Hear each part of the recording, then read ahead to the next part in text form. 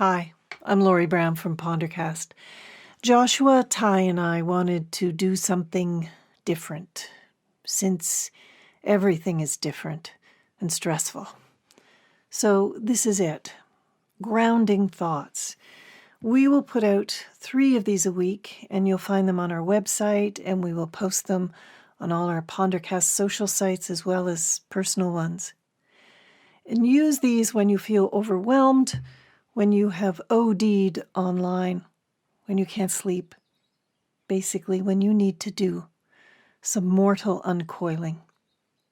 So here goes.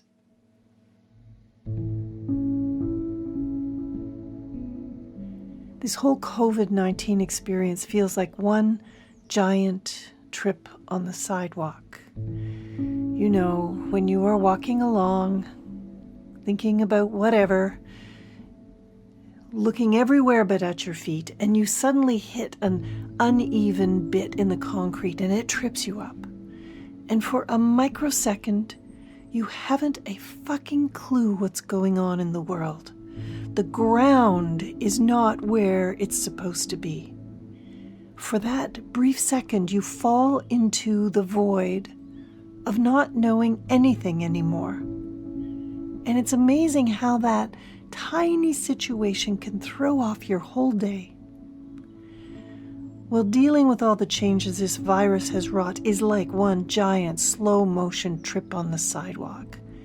How do we find our balance when we feel like we're falling? That's what Grounding Thoughts is all about, and I want to be here for you then. So let me make you a cup of tea.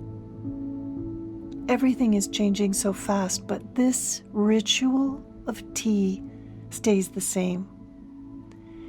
It sounds the same. The sound of the kettle, the smell of the tea, the warmth of the mug in your hands, the sound of the spoon, the heat traveling down through your chest to warm your stomach. That doesn't change. And you sit with a mug in your hands in your chair and you feel what it is to stop. And the only thing that is happening in the world in that moment is you in a chair drinking tea. How many cups of tea over how many centuries? How many times has that scenario happened in the world? I never really understood the sit down, I'll make you a cup of tea when someone was upset thing. I mean, I'd see it in the movies, old Brit movies mostly, and my mother-in-law would say it. In any stressful situation, the offer of tea pops up. But I started doing it when my kids were about 9 or 10. When they were upset, frustrated, they would come flying in the door from school, railing against the world, and probably me. And I would say, let me get you a cup of tea. And they would resist at first, saying, a cup of tea's not going to fix anything.